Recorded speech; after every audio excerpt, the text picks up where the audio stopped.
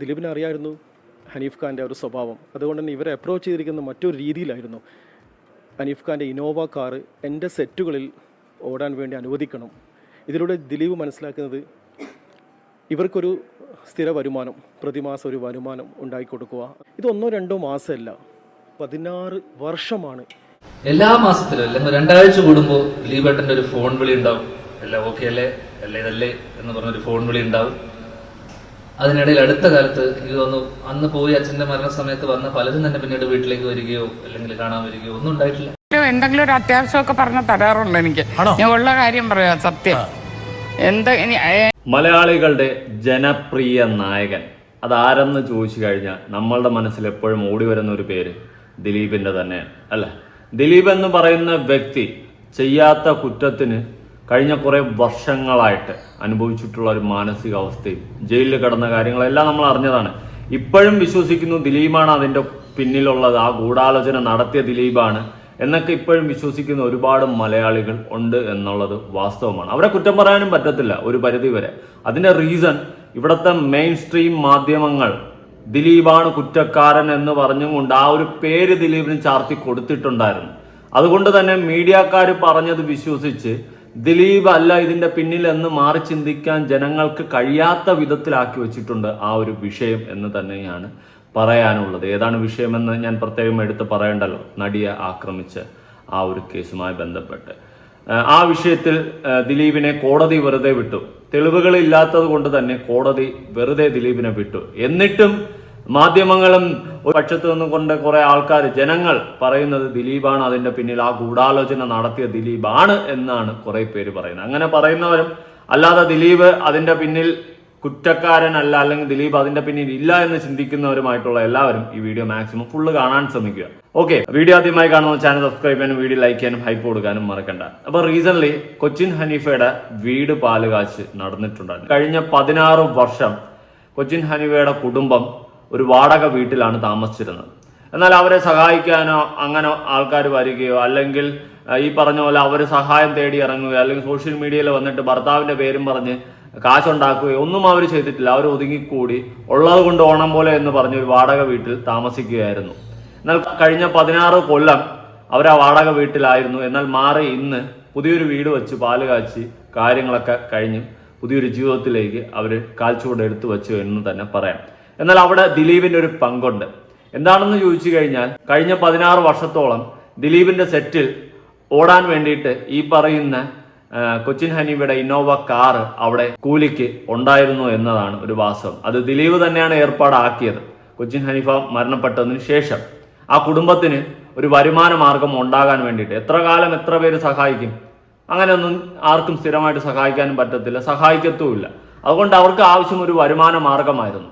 ആ വരുമാന മാർഗം ദിലീപ് എന്ന് പറയുന്ന ആ വ്യക്തി അവിടെ ഉണ്ടാക്കി കൊടുക്കുകയാണ് ചെയ്തിട്ടുള്ളത്, അധ്വാനിച്ച് ജീവിക്കാൻ വേണ്ടിയിട്ട്. ഇവിടെ പല സ്ത്രീകളുമുണ്ട്, സ്വന്തം ഭർത്താവ് മരിച്ചു കഴിഞ്ഞാൽ ആ പേരും പറഞ്ഞ് കരഞ്ഞ് കുറെ നാടകങ്ങൾ ഇറക്കി സഹതാപം പിടിച്ചു പറ്റാൻ വേണ്ടിയിട്ട് സോഷ്യൽ മീഡിയയിൽ കിടന്ന് കോപ്രായം കാണിക്കുക. പിന്നെ അതേ ഭർത്താവിനെ ചെളിവാരി അടിക്കുക, അതേ ഭർത്താവിന്റെ പേരും പറഞ്ഞ് കുറെ കാട്ടിക്കൂട്ടൽ കൂട്ടി ആ ഒരു വൃത്തികെട്ട ടാഗ് ലൈനിലോട്ട് ജീവിക്കുന്ന എത്രയോ സ്ത്രീകളുണ്ട്.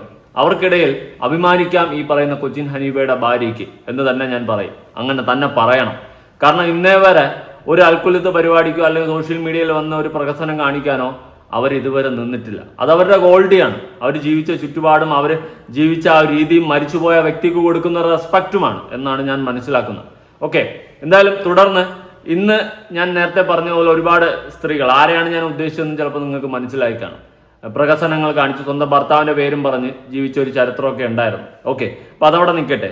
നമുക്ക് കൊച്ചിൻ ഹനീഫയുടെ വീട് പാല് കാച്ചുമായി ബന്ധപ്പെട്ടിട്ടുള്ള ആ വീഡിയോ ഒന്ന് കാണാം. മലയാളികളുടെ പ്രിയപ്പെട്ട നടൻ കൊച്ചിൻ ഹനീഫയുടെ കുടുംബത്തിന് വീടൊരുങ്ങി. കൊച്ചി വെണ്ണലയിലാണ് പുതിയ വീട് നിർമ്മിച്ചത്.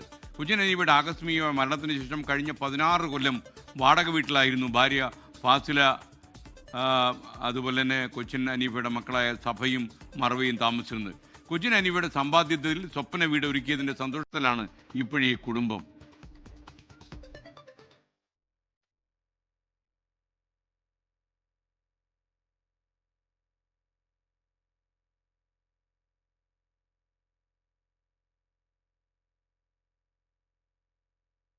വെണ്ണൽ അംബേദ്കർ റോഡിലാണ് കൊച്ചിൻ ഹനീഫാസ് AB മൻസിൽ. പിതാവ് AB മുഹമ്മദിന്റെ പേരിലാകണം തന്റെ വീടെന്നത് കൊച്ചിൻ ഹനീഫയുടെ എക്കാലത്തെയും വലിയ ആഗ്രഹം.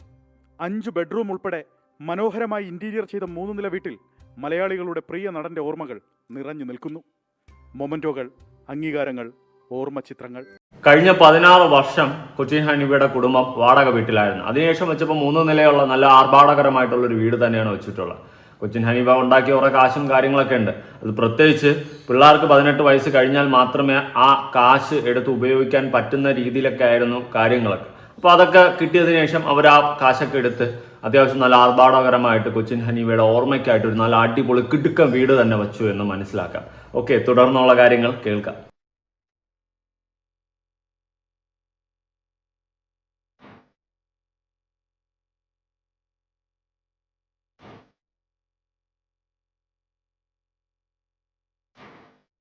മക്കളായ സഫയും മർവയും ചേർന്നാണ് ഇന്റീരിയർ ഡിസൈൻ ചെയ്തിരിക്കുന്നത്.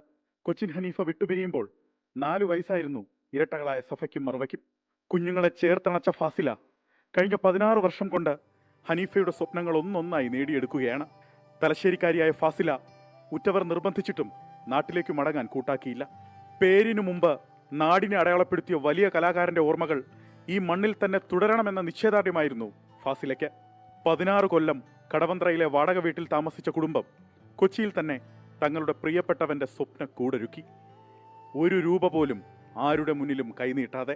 ചില ലീഗൽ ഇഷ്യൂസൊക്കെ ഉണ്ടായിരുന്നു. ലാസ്റ്റ് ഒടുവിൽ അനീഫ്കായുടെ സമ്പാദ്യം കൊണ്ട് തന്നെ നമുക്ക് നമ്മളെ അനീഫ്ക ആഗ്രഹിച്ച പോലെ തന്നെ ഉള്ളൊരു വീട് നമുക്ക് പണിയാൻ പറ്റി. അത് ഏറ്റവും വലിയ അനീഫ്കാക്കും അങ്ങനെ ഒരാളൊരു അഭിമാനിയാണ്. ആരെ മുന്നിലും തലകുനിക്കുന്ന ഇഷ്ടമില്ലാത്ത ഒരാളാണ്. അപ്പോൾ നമ്മൾ 16 വർഷം നമ്മൾ അതിനു വേണ്ടി എന്തോ വെയിറ്റ് ചെയ്ത പോലെ തന്നെ നിന്ന്. നിയമക്കുരുക്കിലായിരുന്ന കൊച്ചിൻ ഹനീഫയുടെ സ്വത്ത് സമ്പാദ്യങ്ങൾ കുട്ടികൾക്ക് 18 വയസ്സായതോടെ തിരികെ ലഭിച്ചതാണ് കുടുംബത്തിന് ആശ്വാസമായത്. സഫയെ CAയും മർവയെ CS പഠിപ്പിക്കണമെന്ന് ഹനീഫ ഫാസിലയോട് പറയുമായിരുന്നു. പഠിക്കുന്നത് ഏത് കോഴ്സിനെന്ന് അവർ തന്നെ പറയും. ഇപ്പോൾ CAക്ക് തന്നെ പഠിക്കുന്നത്. ഞാൻ CS. ഡ്രീം ഇങ്ങനെ നല്ല രീതിയിൽ ഉമ്മാനെയും എല്ലാം നല്ല രീതിയിൽ തന്നെ നോക്കാനും അതൊക്കെ തന്നെ. കൊച്ചിൻ ഹനീഫയുടെ കുടുംബത്തെ സംരക്ഷിക്കാൻ ദിലീപ് നടത്തിയ ഇടപെടൽ ഓർക്കുകയാണ് ഫാസിലയുടെ സഹോദരൻ ഫിറോസ് മാളിയേക്കൽ. ഓക്കെ, അതിലോട്ട് വരാം. അതിനു മുന്നേ കൊച്ചിൻ ഹനീഫ എന്ന് പറയുന്ന വ്യക്തിയുടെ ആ ഒരു സ്വപ്നമാണ് ആ കുടുംബം എടുത്തത് എന്ന് തന്നെ പറയേണ്ടി വരും, അല്ലെ? മക്കളെ ഇന്നതൊക്കെ പഠിപ്പിക്കണമെന്ന് കൊച്ചിൻ ഹനീഫയ്ക്ക് ആഗ്രഹമുണ്ടായിരുന്നു. അതുപോലെ തന്നെ ആ മക്കൾ പഠിക്കുന്നു ആ കാര്യങ്ങളൊക്കെ തന്നെ. അതുപോലെ സ്വന്തം നാട്ടിലൊരു വീട്, ഒരു ഭവനം, അതൊക്കെ ആഗ്രഹമായിരുന്നു. ആർഭാടകരമായിട്ട് അടിപൊളിയായിട്ട് തന്നെ വെച്ചിട്ടുണ്ട്. നല്ലത് മാത്രം ഇനിയും തുടർന്ന് സംഭവിക്കട്ടെ. അതുപോലെ ഈ സ്വത്തിലും കാര്യങ്ങളിലൊക്കെ കുറച്ച് കാലതാമസം എടുത്തു. കുട്ടികൾക്ക് 18 വയസ്സായാലേ ബാക്കി കാര്യങ്ങൾ, ലീഗൽ ഇഷ്യൂസ് അതൊക്കെ ഉണ്ടായിരുന്നു. അതൊക്കെ ഒന്ന് ക്ലിയർ ചെയ്തിട്ട് കൊച്ചിൻ ഹനീഫ ഉണ്ടാക്കിയ അതേ സമ്പാദ്യത്തിൽ നിന്നും എടുത്ത് തന്നെ ഭവനവും കാര്യങ്ങളും വെച്ചിട്ടുണ്ട്. അതും വലിയൊരു ഒരു സംഭവമായിട്ടാണ് എനിക്ക് ഫീൽ ചെയ്തത്. അദ്ദേഹം ഉണ്ടാക്കി വെച്ച ആ കാശിൽ നിന്ന് തന്നെ എടുത്ത് അദ്ദേഹത്തിന്റെ ഓർമ്മയ്ക്കായിട്ട് ആ വീട് വയ്ക്കുന്നു. അത് വലിയൊരു കാര്യം തന്നെ എന്ന് തന്നെ പറയേണ്ടി വരും. ഓക്കെ, തുടർന്ന് കേൾക്കാം. ദിലീപിനെ അറിയായിരുന്നു ഹനീഫ് ഖാൻ്റെ ഒരു സ്വഭാവം. അതുകൊണ്ട് തന്നെ ഇവരെ അപ്രോച്ച് ചെയ്തിരിക്കുന്ന മറ്റൊരു രീതിയിലായിരുന്നു. ഹനീഫ് ഖാൻ്റെ ഇനോവ കാറ് എൻ്റെ സെറ്റുകളിൽ ഓടാൻ വേണ്ടി അനുവദിക്കണം. ഇതിലൂടെ ദിലീപ് മനസ്സിലാക്കുന്നത് ഇവർക്കൊരു സ്ഥിര വരുമാനം, പ്രതിമാസം ഒരു വരുമാനം ഉണ്ടാക്കിക്കൊടുക്കുക. അതോടൊപ്പം തന്നെ ഹനീഫ് ഖാൻ്റെ ഒരു സമീപനം അവിടെയൊക്കെ ഉണ്ടാവുന്നൊരു ഫീലാണ്. ഇത് 1-2 മാസമല്ല, 16 വർഷമാണ്. ഇവിടെ ഒരു കാര്യം ഞാൻ പറയാം. അതായത് ദിലീപ് ഇടപെട്ട ഒരു അപ്രോച്ച് ചെയ്തിട്ടുള്ള രീതിയാണ് പറയുന്നത്. അതായത് കൊച്ചിൻ ഹനീഫയ്ക്ക് ആരുടെയും മുന്നിൽ കൈനീട്ടുന്നത് ഇഷ്ടമുള്ള ഒരു കാര്യമല്ല എന്ന് ഭാര്യ തന്നെ പറയുന്നുണ്ട്. അപ്പോൾ ആ ഒരു കാര്യം ദിലീപിനും അറിയാം. ദിലീപ് ഇവരൊക്കെ ക്ലോസ് ഫ്രണ്ട്സ് ആയിരുന്നല്ലോ, അതുകൊണ്ട് തന്നെ ദിലീപിനും അത് അറിയായിരിക്കും. അതുകൊണ്ട് കാശായിട്ട് അങ്ങോട്ട് കൊടുത്ത് സഹായിക്കുന്നതിനേക്കാളും അവർക്ക് സ്ഥിര ഒരു വരുമാന മാർഗം ഉണ്ടാകാൻ വേണ്ടിയിട്ട് ദിലീപ് ചെയ്തതെന്ന് വെച്ച് കഴിഞ്ഞാൽ, നിങ്ങളുടെ ആ ഇന്നോവ കാറ് എൻ്റെ സെറ്റിൽ ഓടട്ടെ, അപ്പം നിങ്ങൾക്കൊരു വരുമാനമായി, നമുക്ക് കൊച്ചിൻ ഹനീഫയുടെ ഒരു പ്രസൻസുമായി, ആ ഒരു സെറ്റപ്പിൽ ആ ഒരു കാര്യം അപ്രോച്ച് ചെയ്തു. അത് ചെറിയൊരു നിസാര കാര്യമല്ല. ഇപ്പൊ കാലാകാലം ദിലീപിനായാലും ബാക്കിയുള്ളവർക്കായാലും ഇവരെ സഹായിച്ചു കൊണ്ടിരിക്കുക എന്നത് പോസിബിൾ അല്ല. അതുകൊണ്ട് നിങ്ങൾക്കൊരു സ്ഥിര വരുമാനം ഉണ്ടാകട്ടെ, ഒരു വരുമാന മാർഗം ഉണ്ടാകട്ടെ, അതിന് വേണ്ടിയിട്ട് അത് അപ്രോച്ച് ചെയ്തിട്ടുള്ള രീതി അത് നിസ്സാരമായിട്ട് കാണാൻ പറ്റുന്ന ഒരു കാര്യമല്ല. വളരെ നല്ല അടിപൊളിയായിട്ടാണ് ആ ഒരു കാര്യം ദിലീപ് അവിടെ അപ്രോച്ച് ചെയ്തിട്ടുള്ളത്. ദിലീപിനെ കുറ്റപ്പെടുത്തുന്നവരുണ്ട്, നടി ആക്രമിച്ചതിന്റെ പിന്നിൽ ദിലീപ് ആണെന്ന് പറയുന്നവരുണ്ട്. പക്ഷെ കോടതി വെറുതെ വിട്ടിട്ട് പോലും മാറി ചിന്തിക്കാൻ കഴിയാത്ത ഒരുപാട് ആൾക്കാർ ഇന്നും ഇവിടെ ബാക്കിയാണ്. അവരോട് എനിക്ക് ഒന്നേ പറയാനുള്ളൂ, മീഡിയക്കാർ ഉണ്ടാക്കി വെച്ച വെറും കെട്ടുകഥയുടെ പിന്നിലാണ് നിങ്ങൾ ദിലീപ് എന്ന് പറയുന്ന വ്യക്തി ഇന്നും അന്നും ക്രൂശിച്ചുകൊണ്ടിരിക്കുന്നത് എന്ന് നാം കുറച്ച് പറയേണ്ടി വരും. ദിലീപ് എന്ന് പറയുന്ന വ്യക്തി ചെയ്തിട്ടുള്ള ഒരുപാട് നന്മ പ്രവൃത്തികൾ, നല്ല കാര്യങ്ങൾ നിങ്ങൾക്ക് എത്രത്തോളം ഉണ്ടെന്ന് അറിയാമോ? ദിലീപിനെ ക്രൂശിക്കുന്നവരടുത്താണ് എനിക്ക് ചോദിക്കാനുള്ളത്, എത്രത്തോളം ഉണ്ടെന്ന് ഒന്ന് ഇരുന്ന് ചിന്തിച്ചു നോക്ക്. അപ്പോൾ കുറച്ച് കാര്യങ്ങളൊക്കെ പിടികിട്ടും. ഓക്കെ, ഇനി തുടർന്ന് കുറച്ചുകൂടി കേൾക്കാം.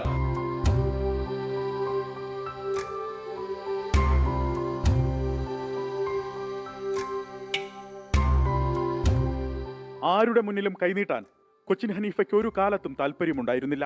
ആ തലയെടുപ്പ് വെണ്ണലയിലെ കൊച്ചിൻ ഹനീഫാസ് AB മൻസിലിനുമുണ്ട്. സജു കാഞ്ഞിരംകുളത്തിനൊപ്പം അലക്സ് റാം മുഹമ്മദ്, 24. അതെ, കൊച്ചിൻ ഹനീഫയ്ക്ക് ആരുടെ മുന്നിൽ കൈനീട്ടുന്നത് താല്പര്യമുള്ള കാര്യമല്ല. അതൊക്കെ ദിലീപിന് അറിയാന്നുള്ളത് കൊണ്ട് തന്നെ ആയിരിക്കും മേ ബി ഒരു കാറ് അവിടെ ഓടട്ടെ, അവർക്കൊരു വരുമാന മാർഗം ആകട്ടെ എന്നുള്ളൊരു മൈൻഡിൽ ചിന്തിച്ച്. അല്ലെങ്കിൽ തന്നെ ദിലീപ് എന്ന് പറയുന്ന വ്യക്തി ഒരുപാട് നല്ല കാര്യങ്ങൾ ചെയ്യുന്ന ഒരു വ്യക്തിയാണ്. അത് ചെറുതൊന്നുമല്ല. പിന്നെ പറഞ്ഞില്ല, നടിയുടെ കേസ് വന്ന സമയത്താണ് ദിലീപിന് ഏറ്റവും കൂടുതൽ നെഗറ്റീവായത്. പക്ഷെ അതിൻ്റെ സത്യാവസ്ഥ മനസ്സിലാക്കാൻ കാലം കുറേ താമസിച്ചു. ഈ മീഡിയക്കാർ പടച്ചുവിട്ട കള്ളങ്ങൾ വിശ്വസിച്ച് ദിലീപിനെ ജനങ്ങളടക്കം കുറ്റവാളിയായിട്ട് കണ്ടു എന്നതാണ് മറ്റൊരു വാസ്തവം. ഈ കേസ് വന്ന സമയത്ത് മീഡിയക്കാർ മാത്രമേ ഉള്ളൂ, അല്ലേ? ഈ യൂട്യൂബേഴ്സോ അങ്ങനെ അത് ചെകഞ്ഞെടുത്ത് വീഡിയോ ചെയ്യുന്ന ആൾക്കാരൊന്നും ഇല്ല. മീഡിയക്കാരെന്ത് പറയുന്നു അത് നാട്ടുകാരേക്കുന്നു, അപ്പം അവൻ കുറ്റവാളി. ഈ ഒരു സെറ്റപ്പ് ആയിരുന്നു. എന്നാൽ ഇന്ന് നമ്മൾ ആ വീഡിയോ ഒക്കെ കണ്ടിട്ട് ഇപ്പോൾ റീസെൻ്റ്ലി ആ കേസിൻ്റെ വിഷയവുമായി ബന്ധപ്പെട്ടൊക്കെ വന്ന് പഴയ കാര്യങ്ങളൊക്കെ കുത്തിപ്പോക്കി സംസാരിച്ചപ്പോൾ അവിടെ നമുക്ക് ഒരുപാട് ചോദ്യങ്ങളുണ്ടായിരുന്നു. ദിലീപിന് പകരം മറ്റു പലരും ആ കേസിൽ ബന്ധപ്പെടുന്നുണ്ട്. നമുക്ക് കറക്കി തിരിച്ച് ഓരോ കാര്യങ്ങൾ നോക്കുമ്പോൾ നമുക്ക് മനസ്സിലാകും, ഓക്കെ. പക്ഷെ അന്ന് അങ്ങനെ അല്ലായിരുന്നു. അന്ന് ജനങ്ങളെല്ലാം ദിലീപാണ് കുറ്റക്കാരൻ, മീഡിയക്കാർ പറയുകയും ചെയ്തല്ലോ. ചാനലുകാരെ വിശ്വസിക്കുന്ന ഒരു ജനത നമുക്കിടയിലുണ്ട്. ഇപ്പം തന്നെ പല വ്യാജ വാർത്തകളും ഈ ചാനലുകാർ വിടാറുണ്ട്. റീസെൻ്റ്ലി സന്ദീപിൻ്റെ കേസിലൊക്കെ വിട്ടിട്ടുണ്ടായിരുന്നു. അങ്ങനെ പല കേസുകളിലും വ്യാജ വാർത്തകൾ ഈ പറയുന്ന മെയിൻ സ്ട്രീം മീഡിയകൾ വിടാറുണ്ട്. പക്ഷേ ജനങ്ങൾ വിശ്വസിക്കുന്ന എപ്പോഴും മെയിൻ സ്ട്രീം മീഡിയാസിനെയാണ്. അവർ പറഞ്ഞ സത്യമാണ്. ഈ ഒരു ട്രാക്കിലാണ് ജനങ്ങൾ വിശ്വസിക്കുന്നത്. പക്ഷേ ലോകത്തെ ഏറ്റവും വലിയ കള്ളം പറയുന്ന ഉമാരാണെന്ന് ഇപ്പം ഞാൻ പഠിച്ചുകൊണ്ടിരിക്കുകയാണ്, ഉള്ള കാര്യം പറയാം.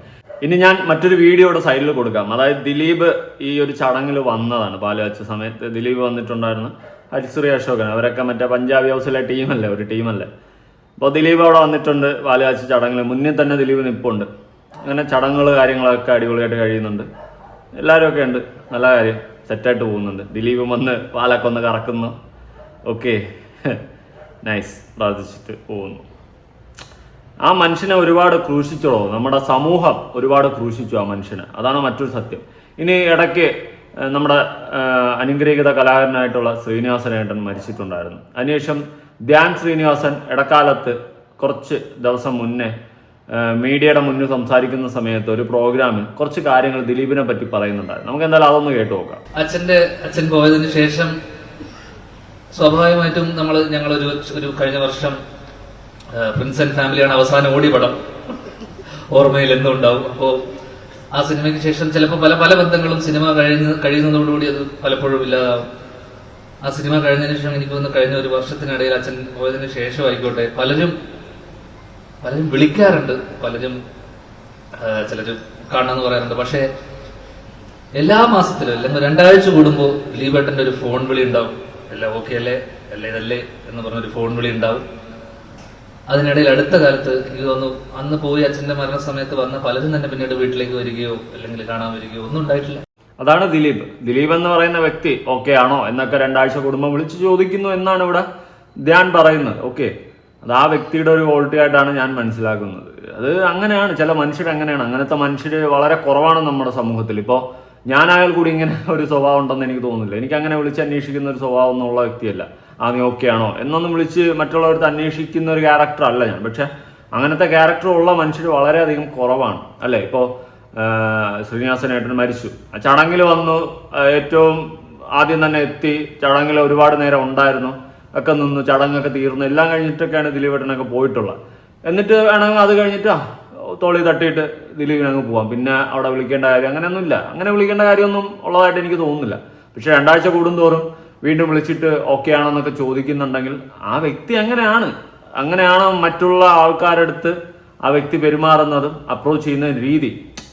എല്ലാവർക്കും ആ ഒരു മൂഡ്.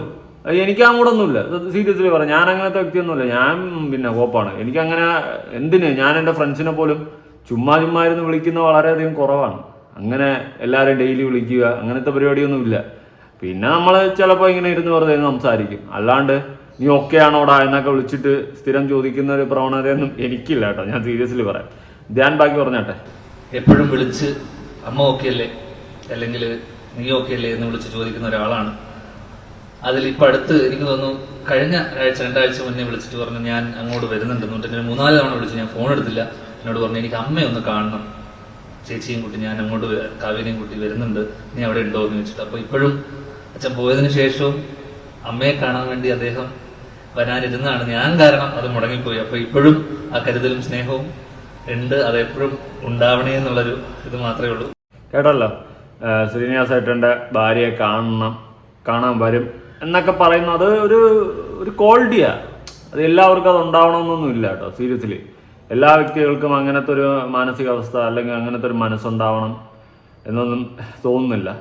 എന്തായാലും അതാണ് ദിലീപേട്ടൻ. ഇനി KPC ലളിത വർഷങ്ങൾക്ക് മുന്നേ ദിലീപിനെ പറ്റി പറഞ്ഞിട്ടുള്ള കുറച്ച് വാക്കുകളുണ്ട്. അത് നിങ്ങളൊന്ന് കേൾക്കണം. നിങ്ങൾക്ക് അറിയാവുന്ന കാര്യം തന്നെയാണ്, പ്രത്യേകിച്ച് പറയണ്ട, കേട്ടോ. എന്തെങ്കിലും ഒരു അത്യാവശ്യമൊക്കെ പറഞ്ഞ തരാറുള്ളൂ എനിക്ക്. ഞാൻ ഉള്ള കാര്യം പറയാം, സത്യം.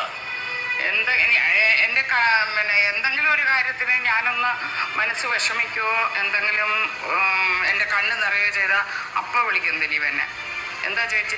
ഒന്നുമില്ല, എൻ്റെ മോടെ കല്യാണം ഓർത്ത് വെച്ചിട്ട് കല്യാണത്തിന് 2 ദിവസം മുമ്പ് എന്നെ വിളിച്ചിട്ട് പറഞ്ഞു കാസൊക്കെ റെഡി ആയോ മുതലാളി എന്ന് ചോദിച്ചു. ഞാൻ പറഞ്ഞു ഒന്നും ആയില്ല ദിലീപ്, ഇതാ ഇപ്പം അങ്ങോട്ട് വരും ഒരാളെന്ന് പറഞ്ഞു. ഞാൻ പറയാൻ പറ്റാത്ത അത്രയും പൈസ എനിക്ക് കൊടുത്തേച്ചു. ഈ കടമൊന്നും വീട്ടാൻ പറ്റില്ല. എന്നോട് ചോദിച്ചിട്ടുമില്ല, ഞാൻ ഇതുവരെ അതൊട്ട് കൊടുത്തിട്ടുമില്ല, വേണോന്ന് ഞാനും ചോദിച്ചിട്ടില്ല.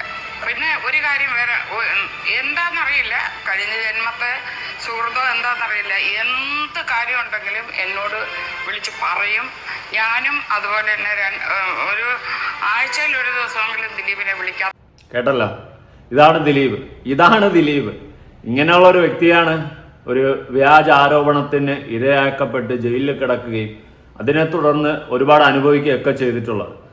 ആ വ്യക്തി ഒരിക്കലും അങ്ങനത്തെ ഒരു ഇതൊന്നും ചെയ്യത്തില്ല. ഇങ്ങനത്തെ ഒരു സ്വഭാവമുള്ള ഒരു വ്യക്തി ഒരിക്കലും അത്തരം വൃത്തികെട്ട കാര്യമൊന്നും ചെയ്യത്തില്ല. മീഡിയക്കാർ കെട്ടിച്ചമച്ച കഥയുടെ പിന്നിൽ ഇരയാക്കപ്പെട്ട ഒരു വ്യക്തിയാണ് ദിലീപ് എന്നാണ് ഞാൻ അന്നും ഇന്നും മനസ്സിലാക്കുന്നത്.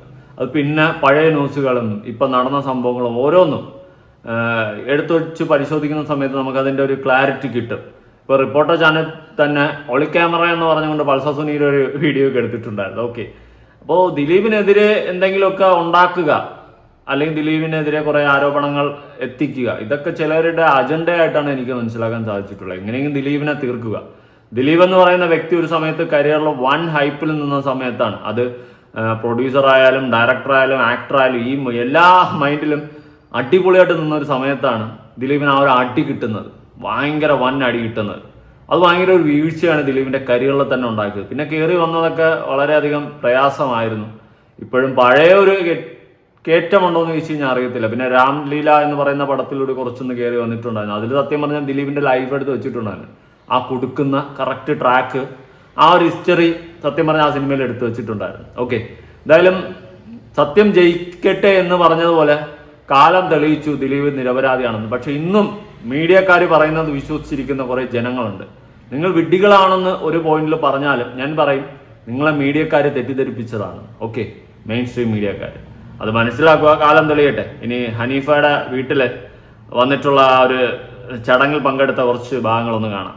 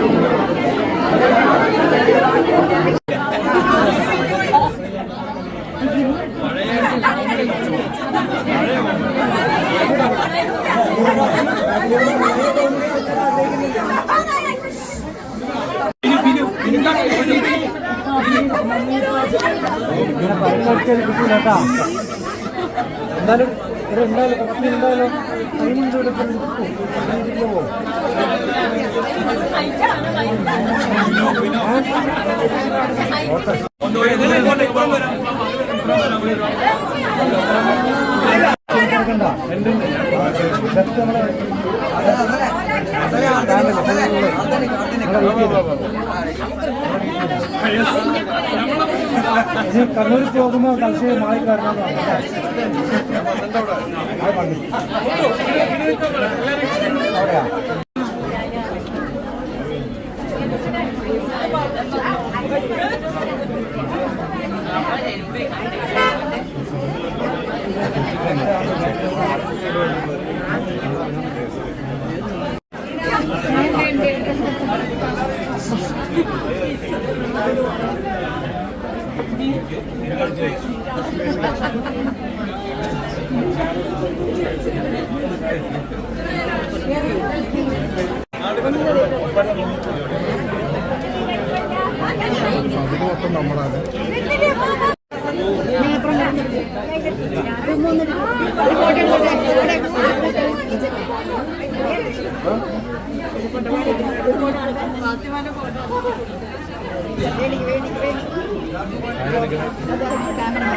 ഓക്കെ, എന്തായാലും കൊള്ളാം, നല്ല കാര്യങ്ങൾ. അദ്ദേഹം ചെയ്യുന്ന ഒരുപാട് നന്മ പ്രവൃത്തികളുണ്ട്. ഞാൻ മുന്നേ ഒരു വീഡിയോ കണ്ടിട്ടുണ്ട്. അതായത് ഒരു കൊച്ചിന് വീൽ ചെയറൊക്കെ കൊടുത്ത് അവർക്ക് വീട് വെച്ച് കൊടുത്ത കഥ, അതൊക്കെ അറിയാം. അങ്ങനെ ഒരുപാട് ചരിത്രമുണ്ട്. ദിലീപ് പുറം ലോകത്തിൽ ചെയ്തു കൊടുത്തിട്ട് ആരും അറിയാതെ പോയ ഒരുപാട് കാര്യങ്ങൾ. പിന്നെ ഒരു സമയത്ത് അവർ വന്ന് പറയുമ്പോഴാണ് ദിലീപ് ഇങ്ങനെ ഇത്രയും വലിയൊരു കാര്യം ചെയ്തു കൊടുത്തിട്ടുണ്ടായിരുന്നു എന്ന് നമ്മൾ അറിയുന്നത്. ഇപ്പൊ KPC ലളിതയാലും ആരും അറിയാണ്ട് ദിലീപ് ചെയ്ത കാര്യമാണ്. അവർ വന്നൊരു ഇന്റർവ്യൂവിൽ ഇരുന്നപ്പോൾ അവരെ മനസ്സിൽ ആ ഒരു കാര്യം അവർ തുറന്നു പറഞ്ഞു. അന്നാണ് പുറം ലോകം അറിയുന്നത് ദിലീപ് ഇങ്ങനെ ഒരു കാര്യം ചെയ്തിട്ടുണ്ടെന്ന്. അതുപോലെ മറ്റൊരു പെൺകുട്ടി, കൈയും കാലും ഇല്ലാത്തൊരു പെൺകുട്ടിയെ വീട് വെച്ച് കൊടുത്തതും അതും പുറം ലോകം ഒന്നും അറിയാതിരുന്ന കാര്യമാണ്. ഒരു പ്രോഗ്രാമിൽ ഇരിക്കുമ്പോൾ അവർ വന്ന സമയത്ത് ദിലീപിനെ കുറിച്ച് അവർ പറയുന്നതാണ്. അപ്പം ഇങ്ങനെ ഒരുപാട് പുറം ലോകം അറിയാത്ത നന്മകൾ ചെയ്തിട്ടുള്ള ഒരു വ്യക്തിയാണ്. പക്ഷെ ആ വ്യക്തിയെ തന്നെ തകർത്തു ചിലരുടെ അജണ്ടയുടെ പിന്നാലെ. ഓക്കെ, എന്തായാലും നിങ്ങളുടെ അഭിപ്രായങ്ങളും കാര്യങ്ങളും ഉറപ്പായിട്ട് താഴെ കമന്റ് ചെയ്യുക. ഇനിയെങ്കിലും ആ മനുഷ്യനെ ക്രൂശിക്കാതെ ഇരിക്കുക എന്നേ എനിക്ക് പറയാനുള്ളൂ. പുതിയൊരു വീഡിയോ ആണ്. ബൈ.